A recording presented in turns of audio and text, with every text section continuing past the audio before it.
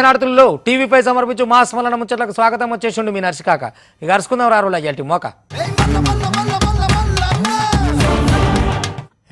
ఏమనుకుంటున్నావు ఇది బాహుబలి సైన్యం కంటే పెద్ద సైన్యం మాది మమ్మల్ని అంతా చేసే దమ్ము మీకేడున్నది ఏదో పొగగట్టం కట్టుకొని పొద్దుకంగా గల్లీలకు వచ్చి బుర్రన పొగ కొడితే అయిపోతుందా 10 కోట్లు ఖర్చు పెడితే అయిపోతుందా ఏం మా దండు అంటే దండు మాది మామూలు దండు కాదు ఇది దోమల సైన్యం డెంగ్యూ మలేరియా లాంటి జ్వరాలను రప్పించి మిమ్మల్ని ఆగం చేసేందుకు మీ మీద యుద్ధం చేసేందుకు మేము సిద్ధంగా ఉన్నాం మా మురికి కాలువలు మా మురికి వాడలు మా పారిశ్రామిక వాడలల్లో మా అడ్డా అయింది మా కథ అయింది మా కార్ఖాన అయింది మమ్మల్ని చంపే తెలుగున్న అదవాయ మనుషులారా మీరని హైదరాబాద్లో దోమలు దండయాత్ర చేస్తున్నాయి అయితే రంగోలిగా గీముచ్చడు ఎందుకు చెప్తానవా అంటే మరి దోమలు ఎడెడ కరుస్తున్నాయి చెప్పాలి కదా ప్యాన్లు వేసుకున్నా ఆల్అవుట్లు పెట్టుకున్నా ఏం పెట్టుకున్నా పట్టా పట్టా పట్టా కుచ్చి రక్తం తాగిపోయేందుకు మనల్ని వేటాడేందుకు వాటి దండు చాలా బలీయమైంది సర్కారు ఏటా 10 కోట్లు ఖర్చు పెడుతుందట దోమల పొగలకే దోమలు నివారిద్దామని 10 కోట్లు ఖర్చు పెట్టినా అవి మన పక్కలకు రాకుండా మాత్రం వీళ్ళు ఉంటలేకపోతున్నారు అనుకో రాదురి అగో గంతగానం ఉన్నది దోమల దండు మరి సర్కారు ఏం చేస్తుందో చూడాలి ఇక నిమ్మలంగా ఉండు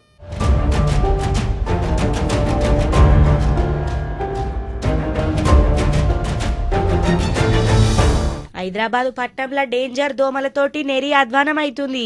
హైదరాబాద్ లా దోమలు దండయాత్ర చేస్తున్నాయి. పొద్దుమూక అయిందంటే చాలు ఇక విశ్వరూపం చూపిస్తున్నాయి పోండ్రి. దీంతో బయటకు రావాలంటేనే జంకుతున్నారు. చిన్న పిల్లగాండ్లు ముసలోళ్ళకైతే నెరి అధ్వానం పోండ్రి. దోమలు విపరీతంగా ఉన్నాయండి. ఇంట్లో ఉండలేము, బయట నిలబడలేము. అసలు ఒక 2 నిమిషాలు ఉండాలన్నా 6 గంటలకే ఫుల్ దోమలు వచ్చేస్తున్నాయి. పిల్లలకు కూడా వైరల్ ఫీవర్స్. ఇంకా పెద్దలకైతే అసలు బయటికి రానిలేము. పెద్దల్ని ఇంట్లో కూడా అట్లే ఉంటున్నాయి. అన్ని ఆల్అవుట్లు గుడ్ నైట్లు ఏవి పని చేయట్లేదు దోమలకి. చాలా ఇబ్బందిగా ఉండండి. దోమల వల్ల అయితే చాలా ఇబ్బంది అవుతుందండి మాకు. దోమలని ఎట్లా చేసి అరికట్టాలి అని ప్రతి ఏటా జిహెచ్ఎంసీ 10 కోట్ల రూపాయలు ఖర్చు చేస్తున్నా. ఇక ఇవైతే తగ్గుతలేవు. ఫారింగు యాంటీ లార్వా ఆపరేషన్లు ఎక్కడ కనబడతలేవు. ఇక నగరంలో పారిశుద్ధ్య నిర్వహణ పడకేసుడితోటి డెంగ్యూ మలేరియా వ్యాధులేమో పొంచి పడుతున్నాయి చూడుండ్రి. ఈ దోమలు పెరగడం వల్ల మలేరియా లాంటి డెంగ్యూ లాంటి ఎన్నో ప్రాబ్లమ్స్ మనం ఫేస్ చేస్తా ఉన్నాం. సాయంత్రం 6 కాగానే ఫుల్ దోమలు వస్తున్నాయండి. ఫుల్ దోమలు సాయంత్రం ఇట్లా పార్క్ లో కూడా తిరగకుండా అయిపోయింది. ఇళ్ళలో డోర్ వేసుకొని ఉండవలసి వస్తుంది. ఆ అగరబత్తీలు పెట్టినా ఆల్అవుట్ పెట్టినా ఏం పెట్టినా గానీ అవి పోతలేవు. అవి 5 కాగానే డోర్లు వేసుకొని ఇంట్లోనే ఉంటున్నాం. బయటికి రావాలంటే ఫుల్ దోమలు ఇడికొచ్చి సాయంత్రం 6 గంటల కానీ మొత్తం ఇట్లా లేచిపోతుంటాయి దోమలు. పైసలేమో దండిగా కడుసు పెడుతుండ్రు సారు. మరి ఏడేసిన గొంగడ ఆన్నే ఉన్నట్టుంటుంది. ఈ దోమలు చేయంగా ఈ జరలతోటి ఉండుడా పోవడాని పబ్లిక్ అనకత్తున్నమాట. సాయంత్రం పూట దోమలు విపరీతంగా లక్షల సంఖ్యలో ఉన్నాయి దోమలు. ఈ గుర్రపుడెక్క వలన పబ్లిక్ కూడా ఇప్పుడు వచ్చేది శివరాత్రి కాబట్టి చిన్నపిల్లలతో చాలా మంది వస్తుంటారు. సాయంత్రం అయితే అసలు ఉండలేని పరిస్థితి ఉంది కాబట్టి గుర్రపుడెక్కను తీసినట్టయితే ఇక గుడికి వచ్చే భక్తులు కూడా ప్రశాంతంగా దర్శనం చేసుకోవడానికి వీలుంటుందని మా యొక్క విన్నపం. ఇక మరి గిట్లున్నది గ్రేటర్ హైదరాబాద్ ముచ్చట. ఇంకా పేరు గొప్ప ఊరిదిబ్బ అంటే గిదేనేమో. సంవత్సరం పొడుగుతా 10 కోట్ల రూపాయలు ఖర్చు పెడితే ఏడికెంచుంటాయి సారు. పారిశుద్ధ్యమేమో పడికేసింది. డ్రైనేజీలు గట్లనే ఉండే. దోమలు రమన్నాక రావా. హైదరాబాదు మొత్తం మీద 400 హాట్ స్పాట్లు గుర్తుపట్టిండ్రు. నాణ్యత లేని కమిషన్ తోటి ఫాగింగ్ ఎత్తుండ్రట. గదే గా పొగొడతారు కదా, ఆ పొగ కొట్టిన సుత ఫలితం లేకుండా పోతాంది.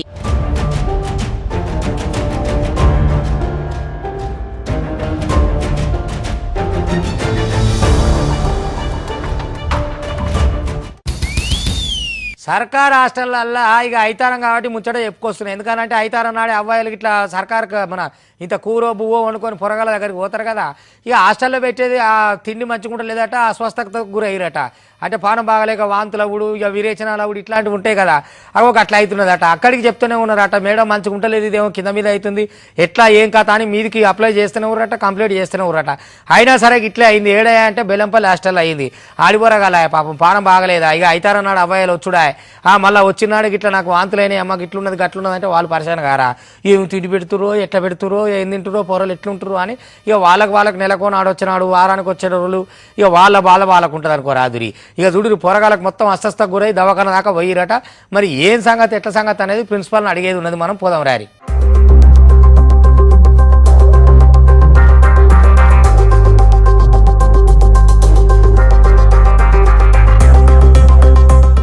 పెట్టేది 2 ముద్దల బువ్వైనా మంచిగా పెట్టాలి. పురుగులు పడే తిండి మీరు తింటారా చెప్పుండ్రి. ఇక పురుగులు పడ్డ బువ్వని పెడతాన్రట. ఏ ఒక్క కూరగాయ సుత చక్కగా ఉంటలేదట. గసోంటి తిండి మంచిగా లేదు మేడము అని చెప్పి వాడిని చెప్పినా పట్టించుకోలేదట. ఆఖరికత్తే గా బువ్వని తిని ఇక 40 మంది పిల్లగాండ్ల దాకా వాంతులు చేసుకొని దవాఖాన్ల చేరిండ్రు. ఇక ఆదిలాబాదు జిల్లాలో బెల్లంపల్లి కాడైంది. ఇక బాలికల హాస్టల్లే రాత్రి గిట్ల ఫుడ్ పాయిజన్ అయ్యి పిల్లగాండ్లు మస్తుగా తక్లీఫ్ పడ్డారు. ఇక దావకన్లకు పట్టుకపోయేసారు కంటే ఇక కళ్ళు తిరిగే పడిపోయే కాడికి వచ్చిందట. రాత్రండిన మిల్ మేకర్ల పురుగులు వచ్చినాయట. ఇక పురుగులు తిన్న బువ్వ మంచిగా లేదు మేడం, ఇది తినుడద్దు వేరేది పెట్టిపోయిందన్నా పట్టించుకోలేదట. ఇక దీంతో ఇక ఆకలికి ఆగలేక మంచి బువ్వ తినలేక అదే బువ్వ తిని దావఖాన పాలయ్యిండ్రు. ఇక చూడుండ్రి కావాలంటే.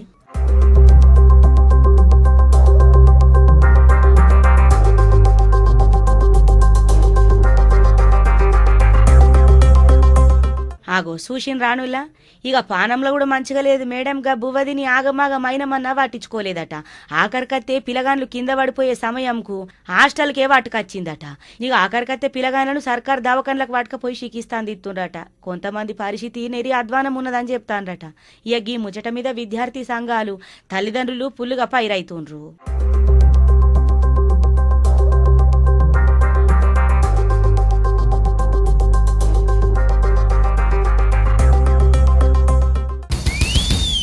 ఉద్యోగం లేదు, మరి ఉద్యోగం సద్యోగం లేనప్పుడు ఆయన అనుకున్నదన్న చేయాలి కదా. పేపర్లలో నేనే డిఎస్పీని, నేను మెరిట్ వచ్చినా నా కోచింగ్ వేరే లెవెల్ ఉంటుంది, వేరే కథ ఉంటుంది, మీ అందరికి కావాలంటే కూడా నౌకర్లు ఇప్పిస్తా, కోచింగ్లు ఇప్పిస్తా, అన్ని చేస్తా అని చెప్పని లక్షలు దొబ్బుతున్నాడట. ఏంది అంటే సెల్ఫ్ ఎంప్లాయ్మెంటు. ఎందుకనంటే నౌకరు లేదు కదా, సొంతంగా సంపాదించుకోవడం ఎట్లా అని డిఎస్పీనో ఎస్పీనో అయిదాం అనుకున్నా, కానీ కాలేదు కాబట్టి ఇట్లనన్నా కావాలి అని చెప్పని ఒక ఘనుడు విశాఖపట్నంలో మంచిగా చేసి పొరగాడు మంచిగా చేసి లక్షలు దొబ్బి మంచిగా ఎంజాయ్ చేద్దాం అనుకున్నాడు. ఈ లోపల పోలీసు వాళ్ళకి అసలు ముచ్చట తెలియదా, దొరకబట్టి ఎరకబట్టి సాతనిగా లోపల వేసిరట. మాపటికుంటే కావచ్చు తలంబ్రాలు, లేకపోతే గీయేంద్ర రోకు తప్పిన పనులు ఏమన్నా సొంతంగా సంపాదించుకోవాలా, లేకపోతే ఏదైనా బిజినెస్ పెట్టుకోవాలి. అంతకాకపోతే ఆ వైజాగ్ బీచ్ రోడ్డుకు బజ్జీలు అమ్ముకో. కానీ గిరెక్కడ ముచ్చట నాయన మందిని ముంచుతా ఇల్లు పెంచుతా అంటే ఎడికెళ్ళి అవుతుంది, నడవదు కదా అట్లా. ఇక చూడు వీనికి ఘనత ఎట్లున్నదో.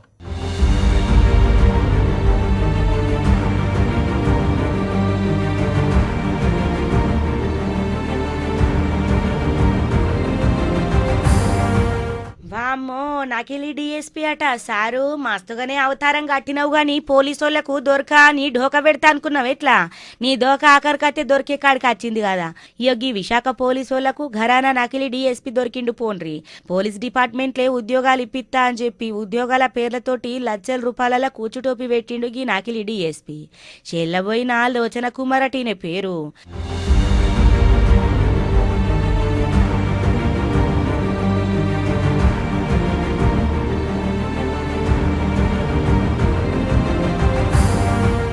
అవుసారు ఏడజెల్నే చెప్పు నీ లెక్కలు. నీ సక్కదనం చల్లగుండా ఇంతనే ఉంటదా నీ ముదనష్టమైపోను. ఇక గ్రూప్ 1 పరీక్ష రాసినట్టు గండ్ల పాస్ అయినట్టు మస్తుగానే పత్రికలలో పేకు పత్రాలు చూపించిండు, పేకు ప్రచారాలు వేయించుకున్నాడు. 2019 నుంచి వెళ్ళి 2026 దాకా ఇక అమాయకులకు డిఎస్పీ ఎస్పీ అని చెప్పుకుంటా మస్తుగా మోసాలు చేసిండట ఈ సక్కదనాల మోతెవరి లోచనా కుమారు.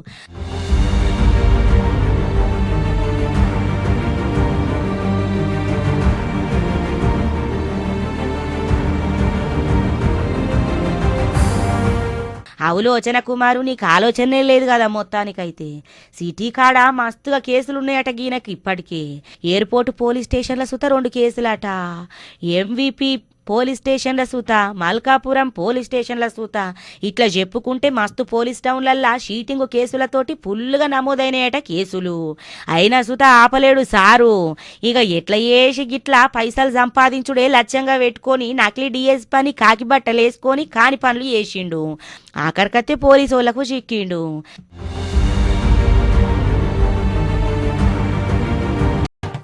రావాలి ఎవరైనా సీమంతం చేయించుకోవాలనే కలున్నోళ్ళు చుట్టాలు వస్తట్లేరు. మేము కులాంతర వివాహం చేసుకున్నాం, మాకు సీమంతాలు ఏడు ఉంటాయి, మేము ప్రేమించి పెళ్లి చేసుకున్నాం, లేకపోతే బాగానే చేసుకుందాం అనుకున్నాం కానీ పైసలు లేవు, మేము ఎట్లా చేయాలి, ఫస్ట్ కానిపాయ తొలత సీమంతం చేసుకుంటే అందరికీ యాదుకుంటుంది కదా, ముద్దుకుంటుంది కదా అనే కళలు ఉన్నోళ్ళు ఎవరైనా ఉంటే ఇగో గిడికి రారు. రూపాయి ఫౌండేషన్ వాళ్ళు మీరు ఎంత ఖర్చు పెట్టక్కర్లేదు, ₹1 ఈ వాళ్ళకు మిగతా సీమంత ఖర్చు అంతా వాళ్ళు చూసుకుంటారు.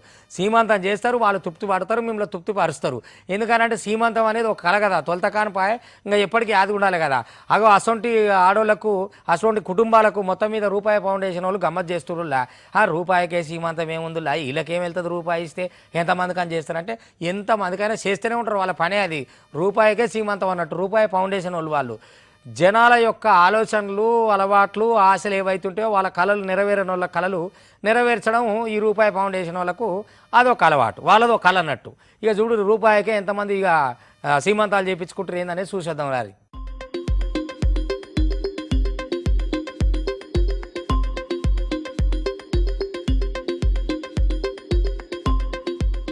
పైసలు లేక ఇబ్బందులు పడుకుంటా ఇంట్లో చేసుకునే చిన్న చిన్న పండుగలు సుతా చేసుకోలోళ్లకు గీళ్ళు ఎంత మంచిగా ఆదుకుంటూ రోజుడుండ్రి. ఇక శ్రీమంతం చేస్తాన్రులా ₹1 అవు ఎవలన్నా చేతిలో రూపాయి లేకుండా అయ్యో అందరు చేసుకున్నట్లు మేం చేసుకుంటలేమే అని బాధపడకుండ్రి. ఇయోగి ఇక్కడ చూడుండ్రి, రూపాయి ఫౌండేషను అందరికీ ఆదర్శంగా నిలుస్తాంది. రూపాయికే శ్రీమంతం చేసి తల్లికి వసంతం పేరుతోటి ఇప్పటికే 555 మంది గర్భిణీలకు కులమతాలకు అతీతంగా శ్రీమంతాలు చేసిండ్రులా. హైదరాబాద్లున్న కర్మన్ ఘాట్ల పెట్టిండ్రు ఈ కార్యక్రమం.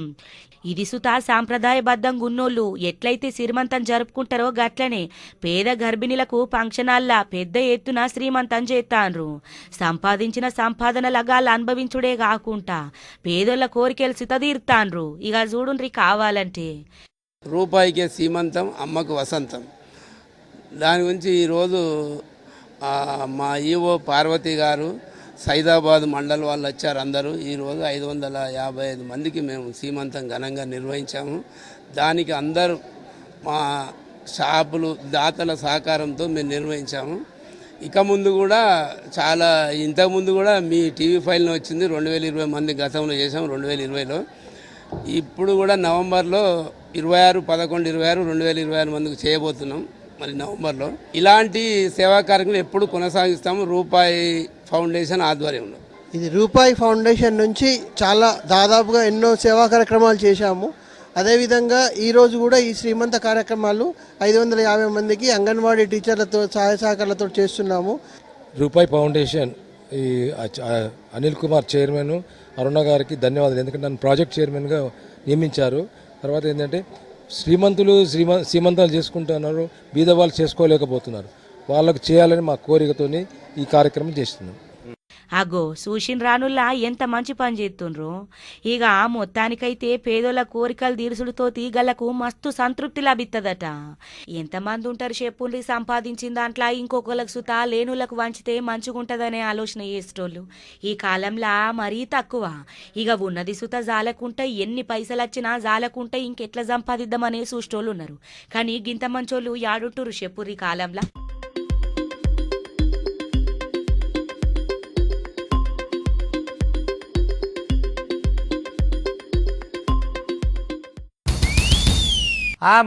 మొక్కజొన్న అని మొక్క వేసుకుంటే ఓ లెక్కకు రాకుండా అయిపోయింది అనుకో రాదురి. అయ్యో దండు పాడైపోను, ఈ దండు మామూలుగా లేదు నాయన. దండు అడవులకు వాపసు పోతుందేమో కోతుల దండ అనుకుంటే ఆయనతో అడవిలో ఊళ్ళకి తెస్తట్టున్నాయి అనుకో రాదురి. వేసుకున్న పంటవాయ, ఇంట్లో బువ్వ గిన్నెలు వాయ, కూరలు వాయ, తిండి వాయ, టికానా వాయ, అన్ని తీర్ల నష్టం అయిపోయాయి. మళ్ళీ మీదికి మనుషుల మీదికి దాడులా. 200 గుంపు ఒకటే ఊళ్ళో ఉన్నాక మనుషులు ఏం గెలుస్తారు? ఇక ఏమన్నంటే గర్రాని మీదికి వచ్చుడు, కొరుకుడు, ఉరుకుడు. ఇక బుడ్డ పొరగాలు ముసలి ముడిగోళ్ళు అందరు భయపడు, ఇండ్ల ముందులో కట్టె పెట్టుకొని నిలబడు. అగో గంత గాడికి వచ్చింది. మరి కోతులను ఎవరు వాపసు పంపాలి? కోతులు అడవిలలో ఉండకుండా బయటికి ఎందుకు వస్తున్నాయి, ఊర్లలో ఎందుకు వస్తున్నాయి, వాటి సమస్యలు ఏంది, ఏం కథ అనేది ఏం తెలుస్తలేదులా. అయ్యో మందే పడితే మంది ఆగమైపోతున్నాను అనుకో రాదురి. ఇక చూడురి కథ ఎట్లున్నదా.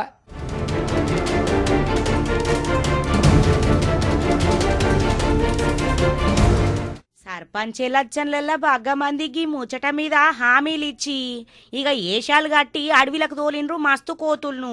అయినా కొన్ని ఊర్లల్లా కోతుల బెడత పోతలేదు పోండ్రి. ఇక ఎట్లా చేసా వీటిని అడవులకు పంపుదామన్నా వాపస్ పోతలేవు గాని రోజుకు ఇంకింత పెరుగుతా అన్నాయి. గీ హన్మకొండ జిల్లా కమలాపూర్ మండలం వంగలపల్లి కాడ చూడుండ్రులా కోతులతోటి మస్తుగా నష్టపోయిండ్రు పాపం రైతన్నలు. అదే ఊరికి చెందిన నకీర్త రఘుపతి రైతుకు చెందిన మొక్కజొన్న పంట మీద ఏం తక్క 200 కోతులు దాడి చేసుడుతోటి ఎకరంలున్న పంటల సగం పంట మొత్తం కోతులే తిన్నాయి. మొత్తం మక్కకర్రలన్నీ ఇరిచిపడేసినాయి. వాయ్యో పాపం రైతన్నల గోస మామూలుగా లేదు కదా. ఇక చూద్దాం పార్రి పోతి ఆపా. నేను 10 ఎకరాల్లో మొక్కజొన్న ఆడమ్మగా విత్తనం వేశాను. ఈరోజు దాదాపు ఒక 200 కోతులు నా మొక్కజొన్న చేనులో పడి మొత్తం అన్ని నష్టం పరిచినాయి, విరిచేసినాయి. ఈ రోజున దాదాపు ఒక 50 నుంచి 60 వేల నష్టం కూడా నాకు జరిగింది. ఒకని గురించినే కాకుండా అధికారులు కానీ, ప్రజాప్రతినిధులు కానీ రైతుల గురించి ఒక ఆలోచన చేసి ఈ కోతుల బెడద నుంచి కాపాడాలని నా ఒకరి తరపున కాకుండా రైతుల అందరి మేలు కొరకు నేను కోరుకుంటున్నాను. ఇక్కడ నుంచి అయినా కూడా పంట చేతికి వచ్చే సమయంలో ఇంత నష్టం జరగడం అనేది రైతుకి చాలా దెబ్బ మినిమం ఒక 50 నుంచి 60 వేల రూపాయల నష్టం జరుగుతూ ఉంది. ఇప్పుడు నాకు నేనంటే ఒక 10 ఎకరాలు వేసిన అనుకోండి, మిగతా వాళ్ళు ఒక ఎకరం వేసుకున్న వాళ్ళు కూడా వాళ్ళు ఎంత నష్టపోవాలో కొంచెం ఆలోచన చేయండి. అధికారులు కానీ, ప్రజాప్రతినిధులకు కానీ ఇది ఒక వార్నింగ్ అనే కాకుండా మా మేలు గురించి, మా రైతుల గురించి ఆలోచన చేసి మా పంటల నుంచి మా పంట నష్టం కాకుండా మమ్మల్ని ఆదుకుంటారని వేడుకుంటున్నాను.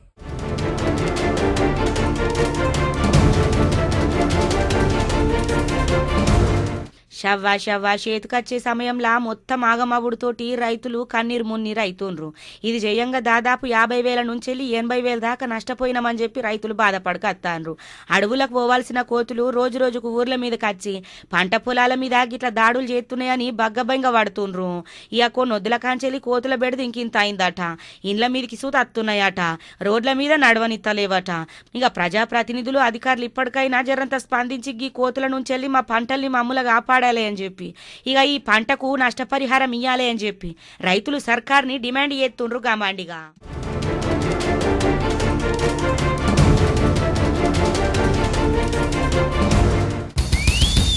గోశాల అంటే గోవుల్ని సంరక్షించుడు, గోవుల్ని కాపాడుడు గిదే కాదు, అందరికి సేవ చేయాలి, మనుషులను కూడా చూసుకోవాలి. వచ్చేది ఎండాకాలమై వచ్చిపోతప్పుడు వాళ్ళ దగ్గర పైసలు ఉండయి, నీళ్ళ డబ్బు ఉండదు, బాగా దూపాయి ఎండకొచ్చి ఎగిరిత పడుతుంటే, ఆయాస పడుతుంటే ఇబ్బంది అవుతుంది కదా అని ఇక చల్లని బాటిల్ ఓపెన్ చేసిరు అనుకో రాదురికి గోశాలలు. రోడ్డు మీద అందరికి అందుబాటులో ఉండాలి, నీళ్ళు మంచిగా తాగాలి. ఎండకు పోతుంటారు, హైడ్రోజన్ అయిపోతుంది, అదే మన ఆవిరైపోతాం కదా మనిషి శరీరం, చెమట అంతా తడారిపోతుంటుంది, పెదాలు ఆడుతుంటాయి, గొంతుకెంటుకపోతుంటుంది, వడదెబ్బలు వేస్తుంటుంది. కాబట్టి యాలకిన నీళ్లు తాగాలి, పానం మంచిగా ఉండాలి. ఇక వచ్చే ఎండలు ఎట్లుంటాయో ఏం కథో, ఈ తేప కాలం అంతా కరెక్ట్గానే అవుతున్నది కాబట్టి ఎండలు కూడా దండిగానే ఉంటాయని ఇప్పటి నుంచే నీళ్ళ డబ్బులు ఇచ్చడం మొదలు పెట్టిరు అనుకో రాదురి. పుణ్యాత్ములే నాయన, ఎందుకనంటే మంది నువ్వు బో పెట్టిన దానికన్నా యాలకు దూపు అవుతుంటే నీళ్ళు ఇచ్చింది ఎంత పుణ్యం ఉంటుంది. అగో గదే జరుగుతుంది ఇక్కడ, చూద్దాం రాదు.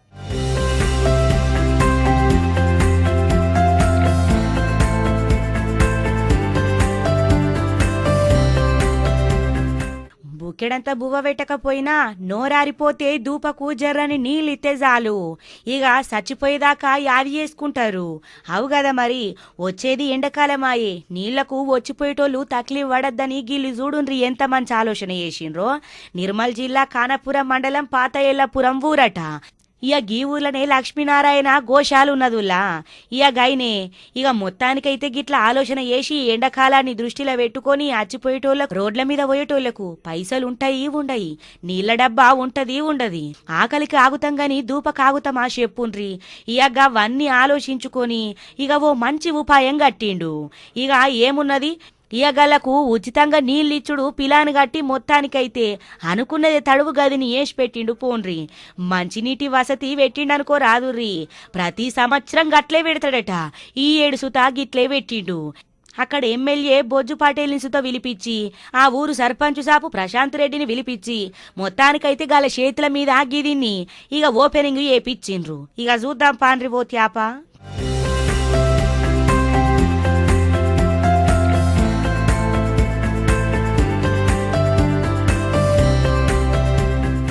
ఆగో చూసిండ్రా ఎంత మంచి పని చేసిండ్రో.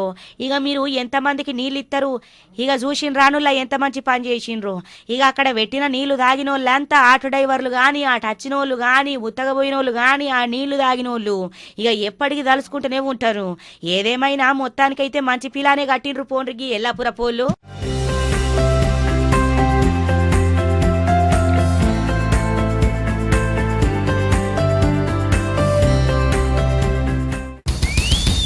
ఇక దొంగతనానికి దేవుడైతే మనుషులైతే మాకు ఆకలి ఉన్నది, మేము దోసుకొని పోతాం, మా పనే కదా, మా వృత్తి కదా అది. గవర్నమెంట్ ఇచ్చిన జాబ్ కంటే సెల్ఫ్ ఎంప్లాయ్మెంట్ ఆ దొంగతనం అంటే. ఇక అందుకనే ఒక ఆంజనేయ స్వామి కొండ ఉంటే కొండ మీదకి పోయి దేవాలయాన్ని చూసిరట. చూసి ఎట్లన్నా సరే ఇడు గలపెట్టి ఎత్తుకపోవాలరా, ఏం చేద్దామని చెప్పని గొడ్డలు పెట్టి తాళం నరికిరట. కానీ వెనక సీర లాకర్ ఓపెన్ అయితే లేదట. వాళ్ళు ఊకనే మరి ఆడ దేవుడు ఉన్నప్పుడు వచ్చుకునే భద్రం లేకుండా పోతారా. ఇక ఏం చేయాలి, ఎట్లా చేయాలి, ఏం దొరికేటట్లేదుగా గుడికాడికి వస్తా అంటే ఇక ఆడ ఒక బండి కనబడదట. దొంగకు చెప్పే లాభం అన్నట్టు అది సెకండ్ హ్యాండ్ బండి మంచిగా బండో ఏ బండో మొత్తం మీద అమిత 10,000 రావా అని బండిని వేసుకొని పోయిరట. దొంగలే పాపం, వాళ్ళ డ్యూటీ వాళ్ళు చేయాలి కదా. అగో గదే డ్యూటీ చేసుకొని పోయారట. మరి దేవుడు చూస్తలేనా అంటే దేవుడు చూస్తుండు, దేవుడు చూసిండు కాబట్టి మన కడుపు నిండింది. ఇప్పుడు దేవుడు చూడకపోతే ఆ బండి కూడా ఆడ ఉండదు కదా. మరి దేవుడు అందరూ చూడాలి, దొంగల మనుషులు ఈ మనుషులు అని కాదు. ఇక వాళ్ళు అట్లా రాసుకొని పుట్టిరు, చేసుకొని పోతురు అంతే. అగో గదే ఉన్నది కథ రాదు.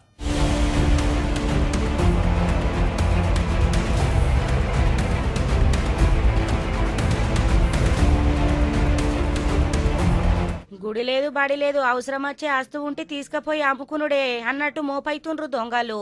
ఎట్లా చేసుడులా పోలీసోళ్ళను మొత్తం ఆగం చేస్తాండ్రు కదా.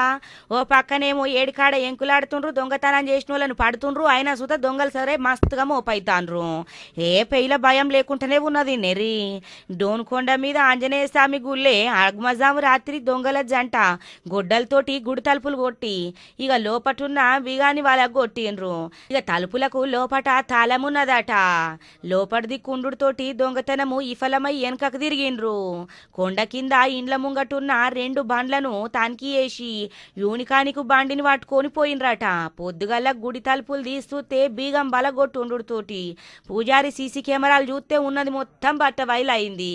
ఇక ఆఖరికత్తే పోలీసు వాళ్ళకు ముచ్చట చెప్పిండ్రట. ఏం దొరకక బండిని ఎత్తుకొని పోయినరట పాపం పాడుగాను.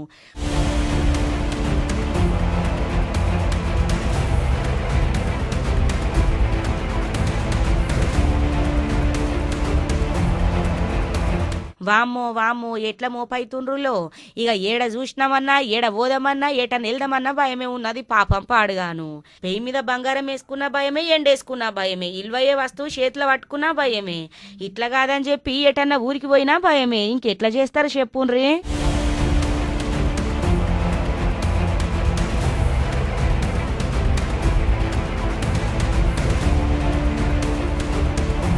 ఇక గివనటువంటి టీవీ5 సమర్పించు మాస్ మలన